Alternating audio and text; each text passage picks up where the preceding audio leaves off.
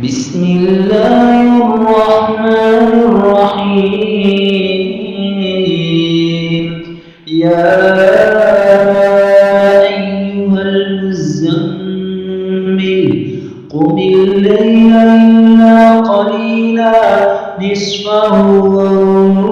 أو انقص منه قليلا أو زد عليه ورتل القرآن ترتيلا إنا سنلقي عليك قولا ثقيلا إن ناشئة الليل هي أشد وقعا وأقوم قيلا إن لك في النهار سبحا طويلا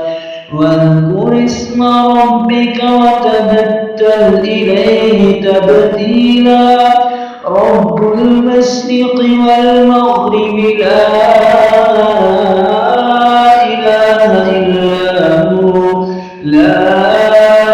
إله إلا هو فاتخذه وكيلا واصبر على ما يقولون واهجرهم هجرا جميلا وذرني والمكذبين أولي النعمة ومهلهم قليلا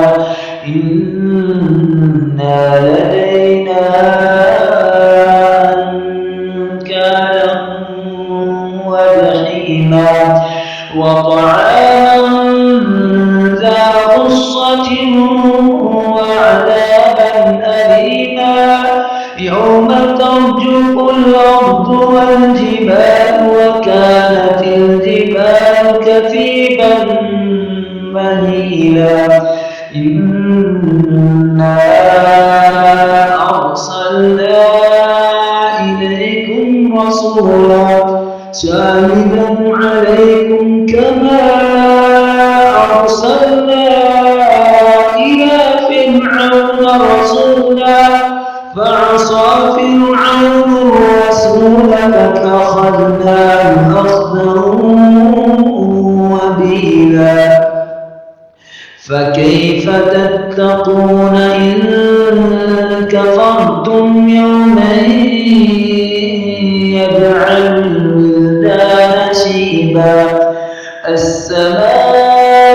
السماء منفطر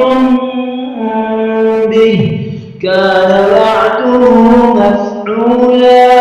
إن هذه تذكرة فمن شاء اتخذ إلى ربه سبيلا إن ربك يعلم أنك تقوم أدنى من ثلثي الليل ونصفه وثلثه وطائفة من الذين معك والله يقدر الليل والنهار علم أن لن تحصوا فتاب عليكم فاقرؤوا ما تيسر من القرآن علم أن سيكون منكم مرضى وآخرون يضربون في الأرض يبتغون من فضل الله وآخرون يقاتلون في سبيل الله فاقرؤوا ما تيسر منه وأقيموا الصلاة وآتوا الزكاة وأقرضوا الله قرضا حسنا وما تقدموا لأنفسكم من خير تجدوه عند الله من خير خير تجدوه عند